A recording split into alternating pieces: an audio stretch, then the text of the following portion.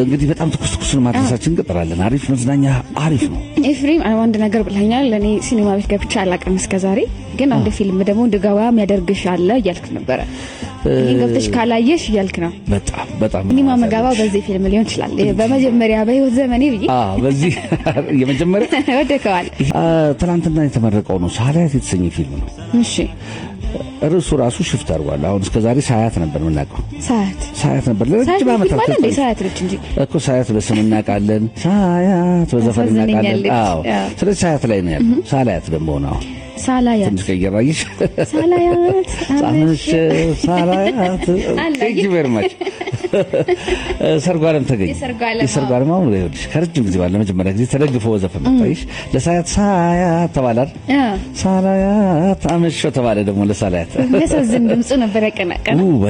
በጣም ይሄን ደግሞ በጣም በሚገርም ሁኔታ አለምሰገድ በሚገርምና አለምሰገድ ተስፋዬ ከረጅም ጊዜ በኋላ ተመልሰው እነ ሄኖክ ናታይ እነ መኮንን ላከ ሌሎችም አዳዲስ ከዋክብትና ነባር ተዋናዮች በአንድ ላይ ተጣምረው እነ ሊና ካሳ፣ ክላራ ሙልጌታ በጋራ ያሳዩት ድንቅ ጥምረት በጣም አስገራሚ የሆነውን ሳላያት የተሰኘውን የሮማንቲክ ኮሜዲ ፊልም እንዲወለድ አስችሎታል። ወይ በተለይ ደግሞ አለምሰገድ አለ ማለት አለመሳቅ አትችልም። እሱ ኮስተር ብዬ ልስራ ስርሚዛ ላይ ያው ለምሳሌ ኮስተር ብሎ የሰራበት ፊልሙ ነው።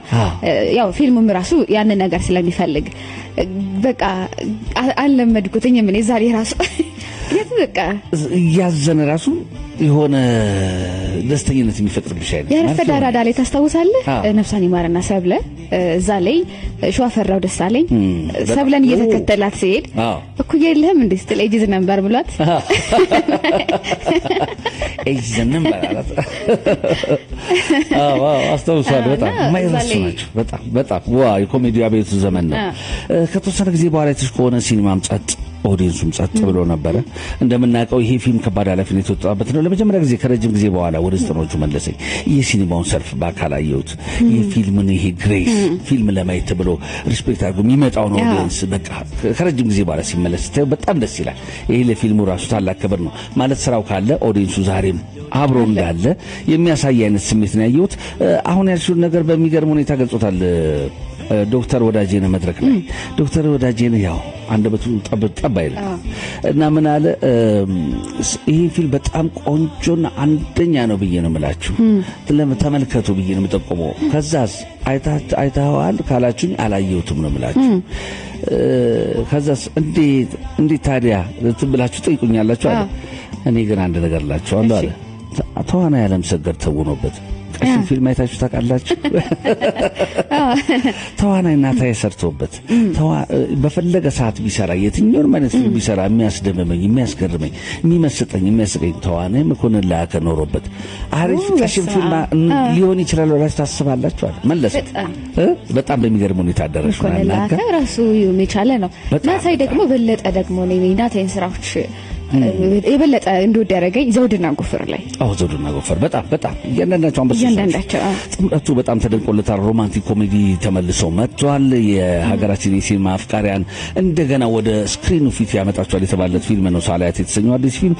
እንግዲህ ሰኔ 25 ጀምሮ ትናንትና በአዲስ አበባ አዲሱ ህጻናትና ወጣቶች ቲያትር ደረጃውን በጠበቀ ሁኔታ በጣም አዝናኝ የሆነ በጣም ሙዚቃ ባንዶች፣ አዳዲስ ታለንቶች፣ ድምፃውያኖች በተገኙበት የክብር እንግዶች፣ ሚዲያ አካላት በጣም የሲኒማው ጉምቱ ሰዎች እነዚህ ተሾመን ጨምሮ ሌሎች ታላላቅ ጥሪ የተደረገላቸው በርካታ አርቲስቶች ወጣቶቹም ታዋቂዎቹም አንጋፋዎቹም እንደዚሁም ደግሞ የፊልም አፍቃሪያኑ ቁጥር የተመለሰውን የገባው እኩል በኩል ሆኖ በደንብ በክብር ተመርቋል።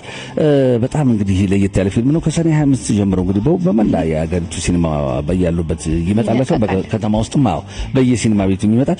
የፊልሙ ፕሮዲውሰር እንግዲህ እንደገለጹት ከሆነ ሞጄ ወጣት ነው። በጣም ለአርት የተሰጠ ሰው ነው። በእውነት በልዩነት እና በጥራት የሚያምን ሰው ነው ሞጄ። በጣም በዚህ አጋጣሚ በጣም ሊጨበጨብለት የሚገባ ፕሮዲውሰር ነው። ምክንያቱም 4.5 ሚሊዮን ብር ባጠረ ጊዜ ውስጥ ለዚህ ፊልሙ የጠየቀውን ሁሉ አድርጓል። እስከ ጥግ ድረስ ሄዶ አድርጎ ለፊልሙ ማማር ለዘርፉ ለፊልዱ ትልቅ አስተዋጽኦ ያበረከተ ነው። አጋሮቹም በዚህ ላይ አመስግኗል። እሱም በጣም በርታ የምንለው አይነት ወጣት ነው። ፊልሙን ለመስራት እንግዲህ እስከ 8 ወር የሚደርስ ጊዜ ፈጅቷል። ለፊልም ስራው ከ4.5 ሚሊዮን ብር በላይ ወጪ ተደርጓል። የሮማንቲክ ኮሜዲ ዘውግ ያለው ሳላያት አልጓጓችሁበት?